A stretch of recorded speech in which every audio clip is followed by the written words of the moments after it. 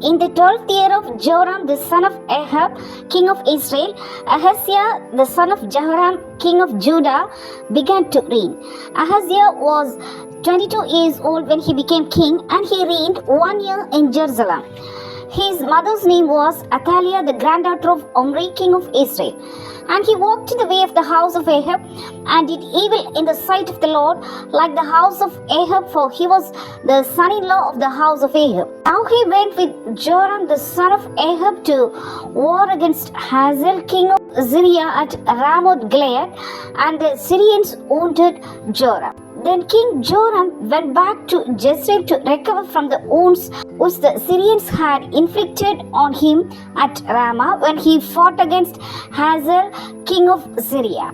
And Ahaziah the son of Jehoram, king of Judah, went out to see Joram the son of Ahab in Jezreel because he was sick. And Elisha the prophet called one of the sons of the prophets and said to him, "Get yourself ready, take this flask of oil in your hand and go to Ramoth Gilead. Now when you arrive at that place, look there for Jehu the son of Jehoshaphat, the son of Nimshi, and go in and make him rise up from among his associates and take him to an inner room. Then take the flask of oil and pour it on his head and say, 'Thus says the Lord, I have anointed you king over Israel.'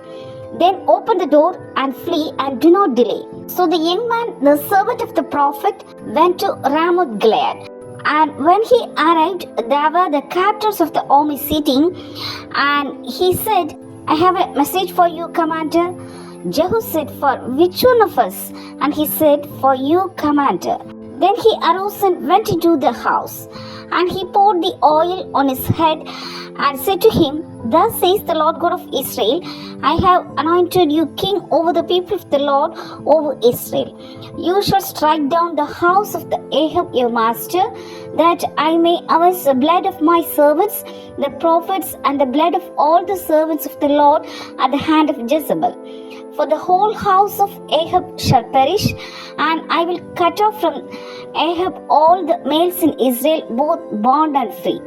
So I will make the house of Ahab like the house of Jeroboam, the son of Nebat, and like the house of Baasha, the son of Ahijah. The dog shall eat Jezebel on the plot of ground at Jezreel, and there shall be none to bury her." And he opened the door and fled. Then Jehu came out to the servants of his master, and one said to him, "Is all well? Why did this madman come to you?" And he said to them, "You know the man and his babble." And they said, "A lie." So he said, "Thus and thus he spoke to me, saying, Thus says the Lord, I have anointed you king over Israel." Then each man hastened to take his garment and put it under him on the top of the steps, and they blew trumpets, saying, "Jehu is king." So Jehu the son of Jehoshaphat, the son of Nimshi, conspired against Joram.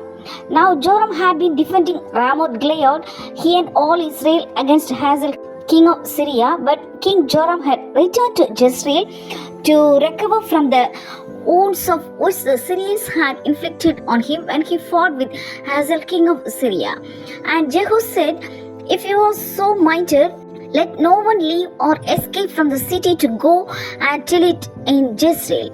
So Jehu rode in a chariot and went to Jezreel, for Joram was laid up there, and Ahaziah king of Judah had come down to see Joram. Now a watchman stood on the tower in Jezreel, and he saw the company of Jehu as he came, and said, "I see a company of men." And Joram said, "Get a horseman and send him to meet them, and let him say, Is it peace?" So the horseman went to meet him and said, "Thus says the king, Is it peace?" And Jehu said, "What have you to do with peace? Turn around and follow me." So the watchman reported, saying, "The messenger went to them, but is not coming back." Then he sent out a second horseman, who came to them and said, "Thus says the king, Is it peace?" And Jehu answered, "What have you to do with peace? Turn around and follow me." So the watchman reported, saying, "He went up to them and is not coming back. And the driving is like the driving of Jehu, the son of Nimshi, for he drives furiously." Then Joram said, "Make ready." And his chariot was made ready. Then Joram, king of Israel, and Ahaziah, king of Judah, went out, each in his chariot, and they went out to meet Jehu and meet him on the property of Naboth the Jezreelite. Now it happened when Joram saw Jehu that he said, "Is it peace, Jehu?" So he answered, "What peace, as long as the harlotries of your mother Jezebel and her witchcraft are so many." Then Joram turned around and fled and said to Ahaziah, "Treachery, Ahaziah." Now Jehu drew his bow with full strength and shot Jehoram between his arms. And the arrow came out at his heart, and he sank down in his chariot. Then Jehu said to Bidkar his captain, "Pick him up and throw him into the tract of the field of Naboth the Jezreelite. For remember, when you and I were riding together behind Ahab his father, that the Lord laid this burden upon him. Surely I saw yesterday the blood of Naboth and the blood of his sons, says the Lord, and I will repay you in this plot, says the Lord. Now therefore take and throw him on the plot of the ground according to the word of the Lord." But when Ahaziah king of Judah saw this, he fled by the road to Beth-Hagen. So Jehu pursued him and said, "Shoot him also in the chariot." And they shot him at the ascent of Gur, which is by Ibleam. Then he fled to Megiddo and died there. And his servants carried him in the chariot to Jerusalem and buried him in his tomb with his fathers in the city of David. In the 11th year of Joram the son of Ahab, Ahaziah had become king over Judah. Now when Jehu had come to Jezreel, Jezebel heard of it, and she put paint on her eyes and adorned her head and looked through a window. Then as Jehu entered at the gate, she said, "Is it peace, Zimri, murderer of your master?" And he looked up at the window and said, "Who is on my side? Who?" So 2 or 3 eunuchs looked out at him. Then he said, "Throw her down." So they threw her down, and some of her blood splattered on the wall and on the horses, and he trampled her underfoot. And when he had gone in, he ate and drank. Then he said, "Go now, see to this accursed woman, and bury her, for she was the king's daughter." So they went to bury her, but they found no more of her than the skull and the feet and the palms of her hands.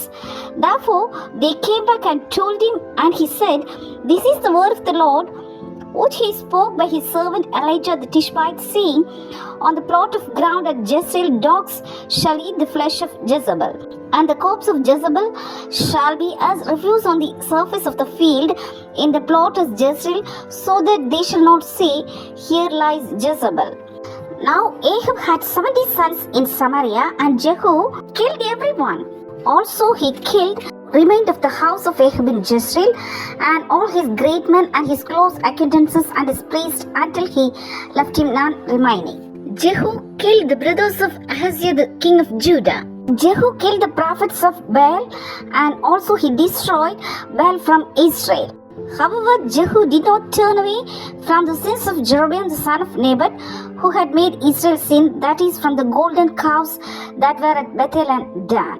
And the Lord said to Jehu, "Because you have done well in doing what is right in my sight, and have done to the house of Ahab all that was in my heart, your sons shall sit on the throne of Israel on the 4th generations." So Jehu rested with his fathers, and they buried him in Samaria. Then Jehoahaz his son reigned in his place. According to the word of the Lord, Jehu's descendants, that is Jehoahaz, Jehoash, Jeroboam II, and Zechariah, that is up to 4th generation, they ruled Israel.